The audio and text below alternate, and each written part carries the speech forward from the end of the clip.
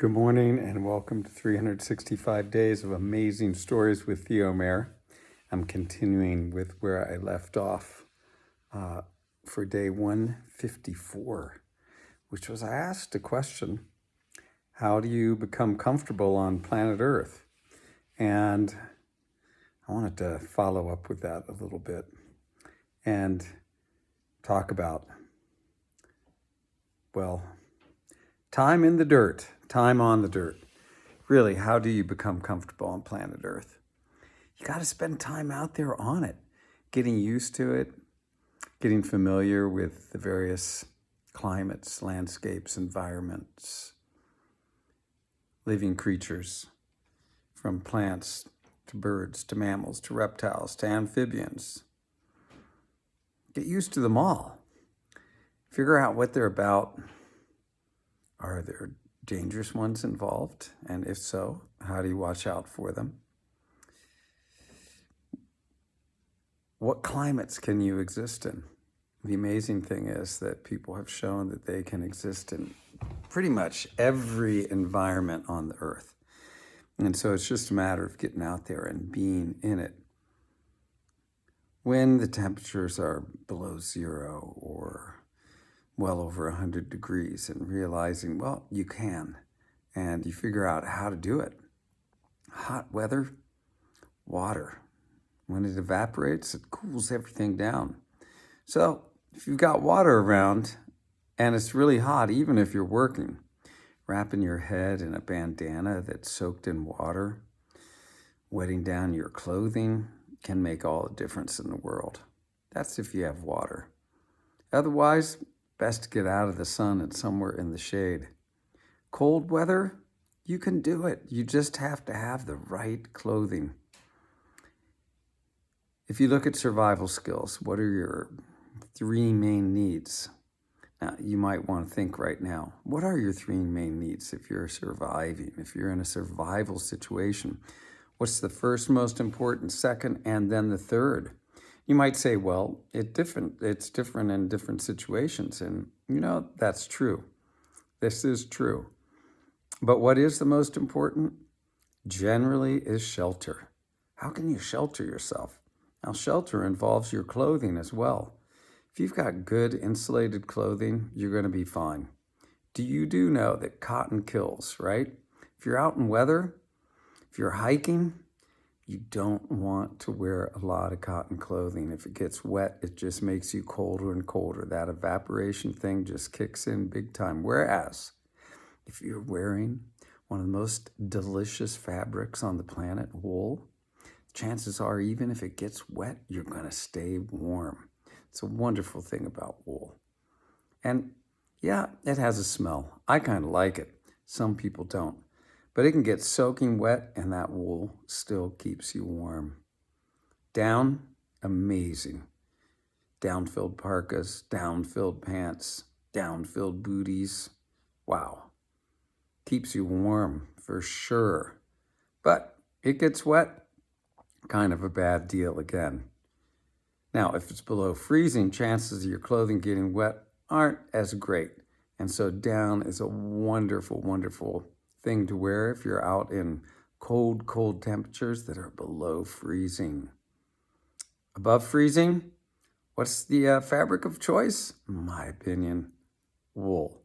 Yeah, those poly fabrics, the fleeces, they do say that they'll keep you warm even when they're wet. But my experience has been that they get super heavy and they hold so much water that I end up getting cold in them anyway. Critters. A lot of critters on the planet. And there are some that, they can hurt you for sure. There are some to watch out for. And you've got to be awake and aware if you're going to be out there. There was one time I was in Costa Rica and we were digging through a wood pile.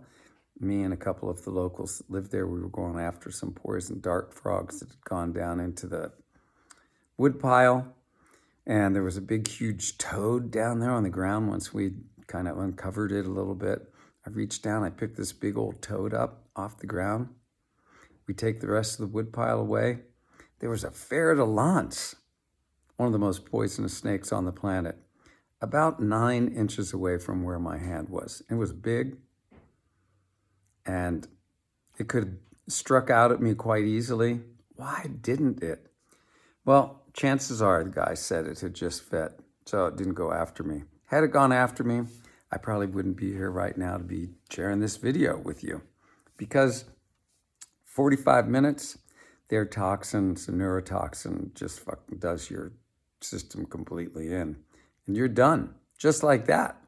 So you got to watch out for critters. If you get the anti-venom into your system soon enough, you'll be fine. But we were over like an hour away from anywhere where they would have had anti-venom.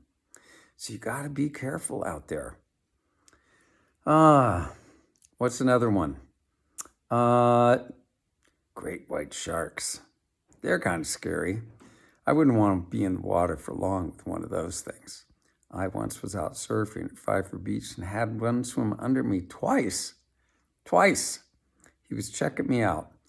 Fortunately, I didn't have my legs dangling in the water. I was riding my board for some reason, just laying on it, watching the waves come in, trying to make sure that, well, there wasn't anything dangerous out there. And yeah, there's a lot of insects out there that are kind of nasty. It's nice to protect yourself from insects. Those biting bugs can be pretty, well, challenging to deal with. Mosquitoes, you want to be able to cover yourself up one way or another. Even if you're in the tropics, long sleeves kind of are a must. A hood that comes over your head, kind of a nice thing. And you don't want clothing too thin that those mosquitoes can bite through it. When I went to Alaska on one trip, everybody says that the mosquitoes are just horrible. They are, but they're slow and they're big.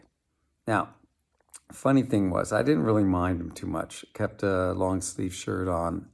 I kept a hood on, which I pulled around my face, so you could kind of swat off the ones that were getting on you. But a place that I didn't think about, where I ended up getting bit a lot, was my ankles. They flew right up my pants and all around the top of my socks. They had like excavated into my skin. And they do it in such a way that you don't even know they're biting on you when they're doing it. So when I came home from that trip, my ankles, I wanted to just itch them away for quite a long time. Now, cold weather, I think you got to get used to it in order to really enjoy the planet. You got to be willing to get out there when it is freezing cold. So once again, clothing is all important. Layering up, building a shelter around yourself of your clothing, super important.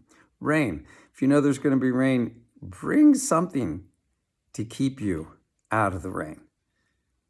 Some kind of a parka. There's super light materials now that you can slip on over your clothing. Make it really nice to keep on going even when it's raining. And a lot of them breathe. So that's a really important thing to do. It's also a really important thing to learn your survival skills. One of the most important things out there is to learn to build a shelter that can shelter you in cold weather from materials that are on the ground. Tom Brown, in his survival trainings, talks about debris huts. And you might want to look these up and see how to build a debris hut. Because even in the super cold weather, if you can build a debris hut, you can stuff it full of leaves and natural insulating materials, bury yourself into this thing, you stay warm. Even if it's raining, if you pile up enough debris, it is going to divert off of it to either side. Really important and kind of cool thing to learn how to do. When I was teaching children in school, young people, I always taught them how to do a debris hut. I felt like it was one of the most important things they could learn. Okay, if you're in the survival situation, after shelter comes water and then food. So it's really important to learn where to get fresh water when you're out there. You can distill it by digging a pit. If you've got some plastic, you can create with the plastic, you can create a drip system, will drip water as it evaporates out of the earth right into a cup. And you have pure, fresh water this way. You Got to have some plastic with you in order to make it happen, though. Springs, if you can get them from their source, great sources of water. Drinking straight from a stream can be dangerous, as I found out once in Guatemala, where I ended up after a long trek through the jungles, led by this older woman and her granddaughter. I was so thirsty. I ended up having a couple pops at this tienda that we got to at the end of the way. It only made me more thirsty having sugary drinks. And I was so desperate. I didn't wait for the iodine that I had with me to kick in and distill this water that I had put into this drinking vessel. Ended up getting super sick. Lasted for months. Not the greatest thing. So be careful, definitely, with the water that you're drinking. When I was at St. Paul's School, I went out, the outing club with Chip Morgan. We used to go out every weekend somewhere in the outdoors. Rock climbing, ice climbing, mountaineering. We climbed up Mount Washington once a year in the wintertime. And you might want, it's like I think, highest recorded winds for a long time were up on Mount Washington. Anyway, it was crazy to go up there in the wintertime. Super cold, but super cool. Super windy, but kind of fun because you kind of lean yourself into the wind, especially if you put something out on either side, like a rain parka that you might have with you to act as a sail and hold you up. You could lean into the wind at quite an angle. We went snow camping. You learn that you can actually get along out there so long as you have something to stay warm in. Again, shelter. Nice down sleeping bag is an awful nice thing when you're out there in the cold. So water, yeah, you gotta have it. You really need it, but you don't want it dumping on you. And if it does dump on you, you need to know how to stay out of it, stay dry, and have what? Clothing that keeps you warm even when it's wet. Wool being my number one fabric of choice. Anyway, no matter where you are, there's wilds and woods and fields to get out and into. Learn your species. Find out what out there is dangerous and what isn't so you can avoid it when you see it, or avoid it even when you don't see it by just avoiding it. But spending time in the outdoors is the way to get used to being out there. And what is really more important? If you're going to live on the planet, you ought to be really, comfortable on the planet so you can truly enjoy it. Don't sit inside watching these foolish screens all day long. In fact, you don't need to watch me at all. You can bring me with you and just listen to me as you walk along or drive along the way. That's the way to do it. Okay, dirt time. Make sure you get a little bit of dirt time every day. Get out there. Enjoy. Thanks. Have a good rest of your day.